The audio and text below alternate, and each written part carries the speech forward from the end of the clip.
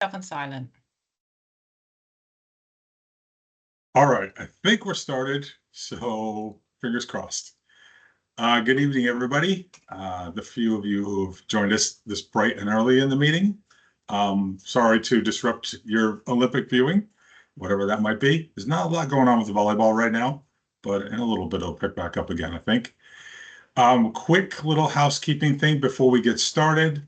You'll see a Q&A button that will allow you to ask questions into our discussion here.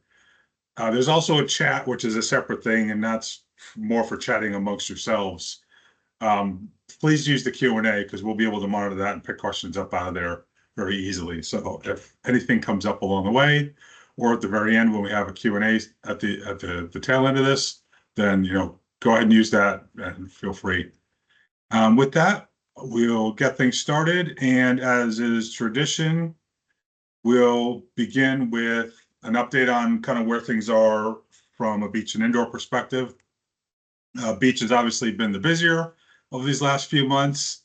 We had the NEVSA tournament, which our teams did quite well at. The under 18s both got gold. The under 20s both got silver. And we got three. Carrie, was it 3 bronzes, 2 bronzes? I can't remember the exact number. We got some bronzes in there too. So that was a good experience for everybody. The weather obviously held up quite well, as you could probably see from all the pictures and the live streams. And the live streams mostly held up pretty well. Got a little dicey on the third day when the wind started picking up, especially main court camera got blown around a little bit, but ultimately I think everything went okay. And everybody seemed to have a good time, and the feedback from other countries was they really enjoyed the event. And we are working on the plans already for next year. The difference is going to be that CEV have said that starting in 2025, there will be zonal qualification for the Euros. I don't know if that's going to be all the way from under 18 to under 22, or maybe just under 18 and under 20. The details haven't been released and probably won't come out until maybe September, October, hopefully September, for our planning purposes, but it'll definitely be after we get clear of the summer's activities. That will likely mean that next year's NEVSA, and NEVSA is moving forward, will be the zonal qualifier for the beach side of things, just like it's become that on the indoor side. So we'll keep you updated because that could potentially affect when we host that event, which might also tie in with where, depending on availability. But that's kind of a bigger picture thing right now. Continuing on the results, the under 18s did very well in Georgia. The girls got, was it 13th, I think was the final result. Reached the round of 16. So that doesn't, yeah, I suppose that makes sense. Which was as far as any of our women's pairs has gone in the under 18s in the last decade or so. I think we've had 2 or 3 other teams get that far, so it was good in that regard. A good result on the guys' side. They got to the quarterfinals, which is as far. I think the Bellows got there twice. I don't know that any. Well, we might have had one other team earlier get that far, but again, kind of matched our best performances there. So. Really nice, considering we had some young players in there who, still have the potential to play under 18s next year, and in Molly's case, a couple more times. Under 20s was a bit more challenging, as you would expect. You get that step up, and one of the things that you could really pick up on is serve strength at that level is definitely higher, and noticeably so. It was again Alice and Molly in the women's draw. They got a decent seed. I think it was 14 going in based on the results of our under 20 women's in the last few tournaments, which were pretty good. So they had a better draw than the boys did. Pete and Rob were, I think, 28th or something like that, which is going to put you potentially in a tough pool, which it did. Both of them had good performances, but both also had times when they struggled, and everybody knew that going in. It's part of the process and getting better. And especially on the women's side, we obviously had quite young players in there, and they'll be able to keep playing on for a couple more years, if that's how things track.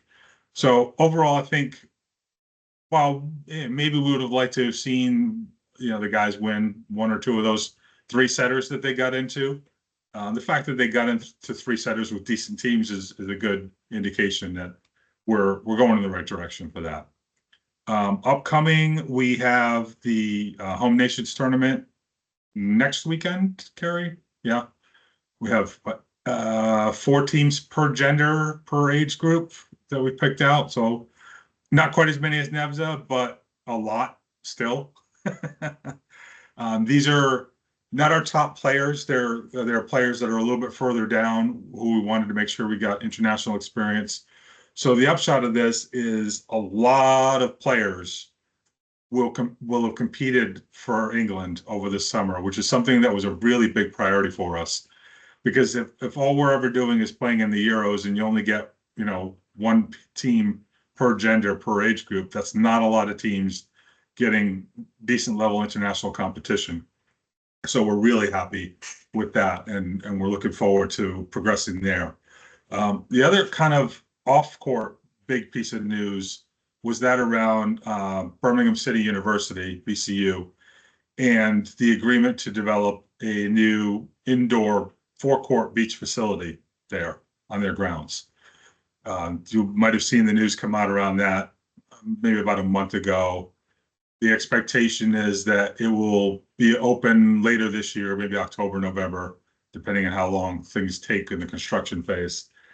And we're going to be looking forward to how that develops and gets put into use, because there's a lot of interest in turning it basically into a beach high performance center, where we can, obviously have a 12-month facility where our beach players can develop and train year round. So everybody's really excited about that.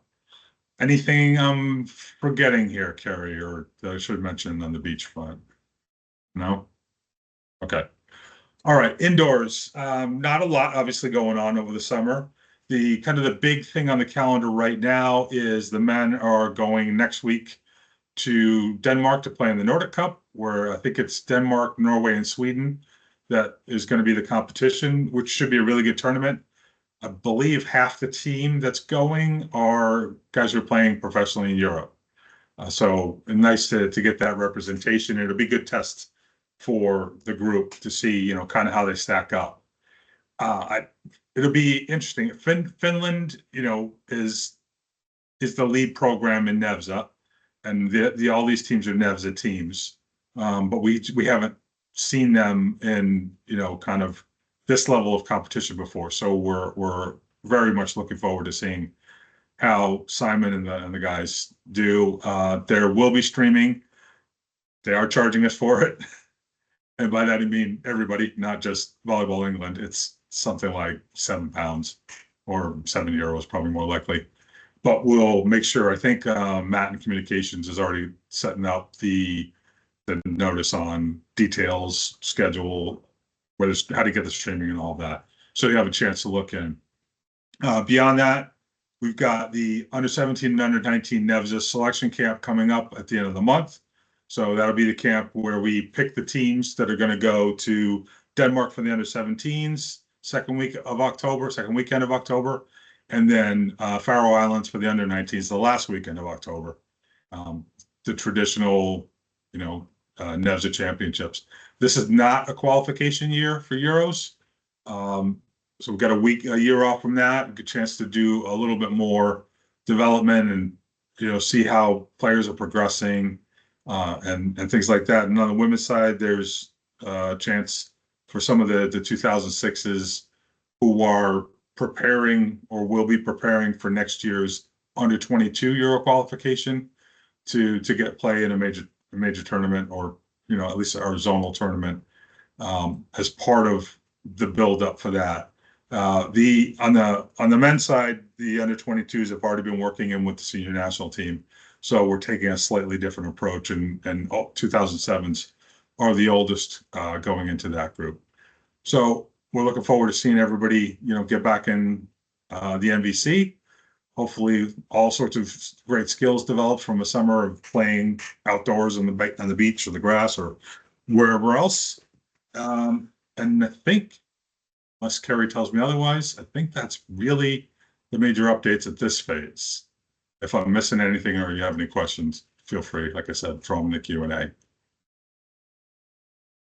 So the main topic that we want to address, which we'll get onto now, is the supplemental activities.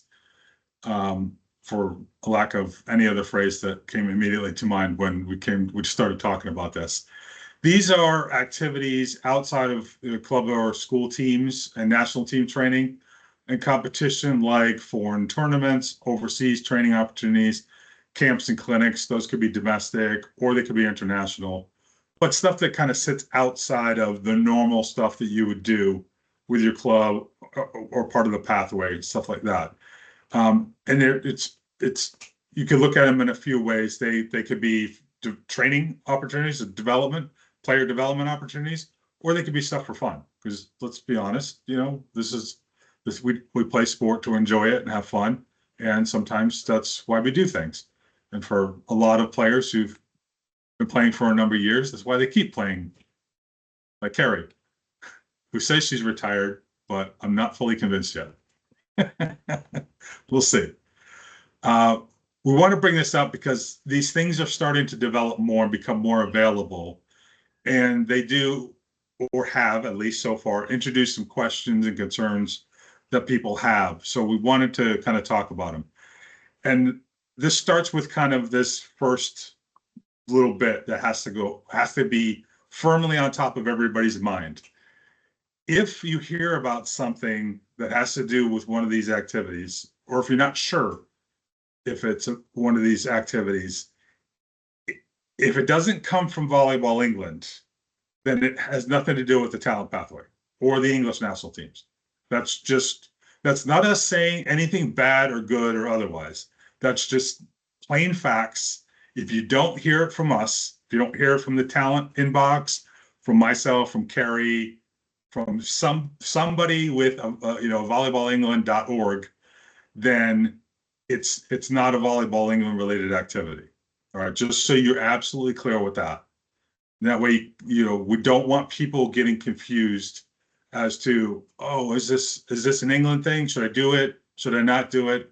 Like I said, if it's not coming from us, it has nothing to do with us and has nothing to do with, anything related to your position within the pathway or any of that, which kind of brings up the second point. Participation in these supplemental activities will never be a deciding factor on whether somebody gets picked to be included in the pathway or selected for camp or picked to be on one of the national teams to go to a competition or anything like that, beyond whatever impact taking part in them has in the athlete's development as a volleyball player. So if you go to a privately run camp and it makes you a better volleyball player, and that increases your odds of getting selected to an England activity, great. But we're not going to select you just because you went to that camp. It doesn't matter who runs the camp.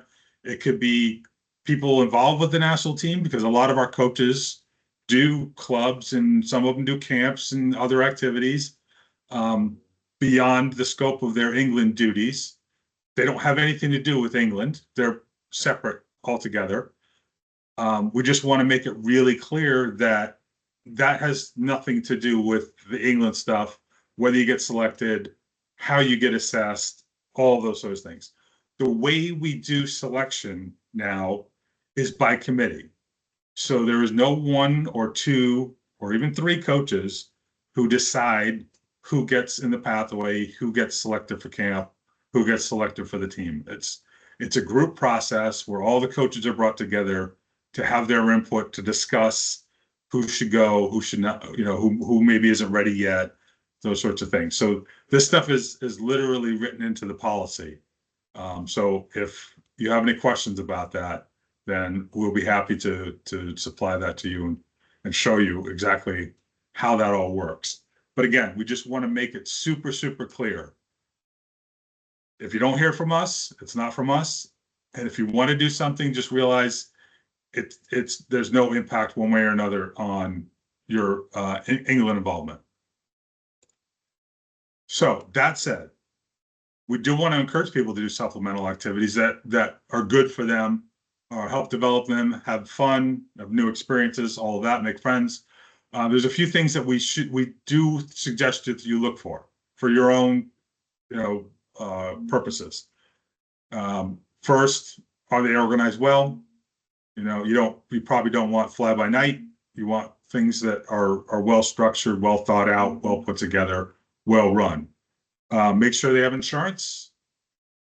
Don't assume that they are inherently covered by the Volleyball England insurance, because if they're not registered with us as, for example, as a club, then they're not going to fall under Volleyball England insurance. So have that conversation, ask about that, make sure there's insurance coverage. First aid and medical cover. One of our big developments over the last 9 months or so is getting to the point where we have physio or some kind of medical cover at every single event that Volleyball England runs. That's talent events, that's competition events, all of it. You may have seen it, or maybe you haven't. I mean, hopefully you haven't had cause to use it, but we know a few people have. So check, make sure you've got sufficient cover there. Make sure there are appropriate safeguarding policies and procedures in place. Obviously, we're talking mainly for our younger athletes, but that also applies to older, potentially at-risk adult athletes as well. And then finally, look, if it's coaching engaged or coaching involved, look for quality coaching. Look for coaches who have the right credentials, and the kind of experience that will help develop you or your child as a player. Again, this isn't us trying to dissuade anybody from being involved in any of these supplemental activities. We encourage them because there are ways for people to get more experiences and fill in gaps of experiences they may not be getting in the more traditional activities that they're doing. We just want to make sure everybody has good experiences and gets positive things out of them. And then the last thing I want to bring up here, and this is something that Carrie gets on a fairly regular basis with regards to these activities and just things in general, is how should you prioritize? And when I first thought about it, I was like, oh, there's a lot of different ways you can plug things into how you prioritize, because obviously national team stuff we're always going to put at the top. That's our job. But below that, camps and clinics and your club and all of that kind of fits into this middle level of activities that'll make you a better player.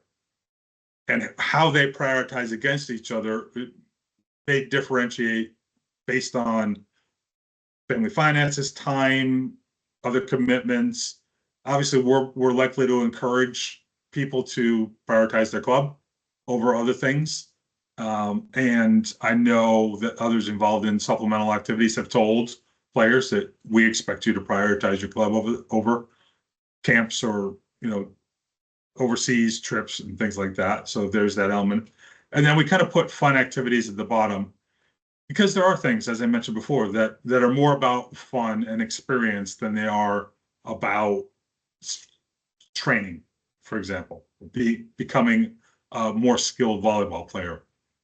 Doesn't make them necessarily bad things. It's just that they have a different purpose. So this is kind of just how, if you're trying to think out, all right, how do I want to prioritize these things that are available to me? We've got club stuff here, we've got camp stuff here, and we could do this trip, we could do this other thing. What makes sense? Because we've all got limited amount of time, got limited amount of funds and other resources. So use this kind of as a guide, and then think about things in terms of, what's going to make the most sense for you. So that's kind of the quick and simple element of this. And it's all the presentation bit that we really have. So we're happy to take questions at this stage about this or about anything else that has to do with talent, the talent pathways, the national teams. We can answer questions, where we can try to answer questions about other volleyball and other things. We just can't promise we're going to have them, but we can at least refer you to the right place. So feel free to use the Q&A. I see somebody already has.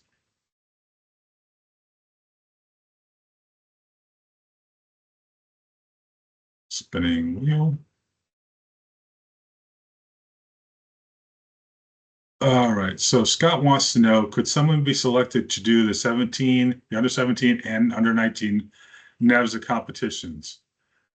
While theoretically possible, it's probably unlikely. That's a lot of pressure to put on somebody because it's 2 tournaments in 2 weeks. As you're talking missed school time, no doubt. Obviously, the costs involved.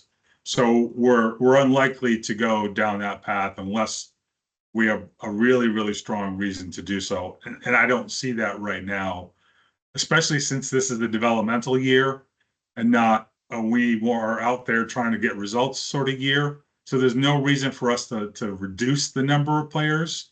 As it stands, we can only send 12 per team in any case because of the limitations of facilities that the hosts have. Yeah, if it were a Euro qualifier, we'd be allowed to send 14, but Denmark and Faroe both have limitations on how many people they can take in their facilities. So unlikely somebody would be selected for both. In fact, I would almost say impossible. All right. Anonymous user asks, when will the selection be made for December camp? Well, I can say for sure it'll happen after the August camp because we need to get through the August camp and the selections for NEVSA before we do that. So I will say, Terry, fair to say September. We'll try to do that because we do like to do things as early as we possibly can. And to any of the coaches out there, and to the players as well. As we said before, we do referrals to the pathway via coaches, by coach referral forms. So any coaches out there who have players that they want to see considered to be included in the pathway and potentially selected for December camp, make sure you use the referral form to put them in. If you're a player and you think that you have the caliber to be, selected or added onto the pathway, same sort of thing, talk to your coach and ask them if they'll do the referral for you. But again, like I said, we're going to probably get that done in September, one way or another. There's going to be a lot going on in September, but we'll make it happen. Anybody else? Just going to check email to make sure nothing's come in from there. No, we're okay. Nothing from there. Anything coming on your end, Carrie?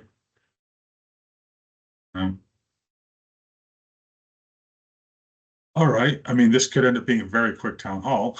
I mean, I understand this. The time of year is not probably conducive to this sort of stuff. People are off on holidays and, like I said, wrapped up in the Olympics and whatever. But of course, we're always reachable through the talent inbox to answer questions if things come up.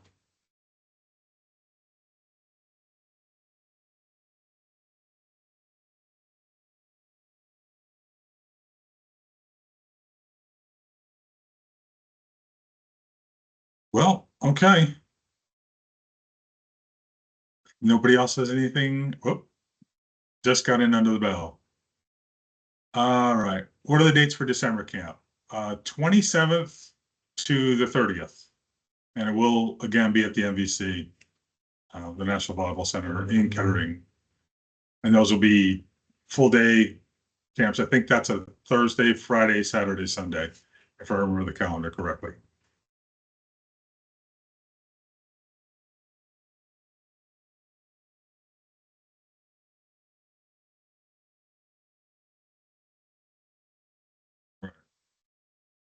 Feeling like an auctioneer right now. Last call. Going once. Going twice. sold. All right. Well, thanks for stopping by. As I said, any other questions that come up, feel free to send us an email, talent@volleyballengland.org. We'll do our best to get you a response. And otherwise, we'll let you get on with your evenings, and hopefully there's some good Olympic stuff for you to watch. All right. Have a good night, everyone.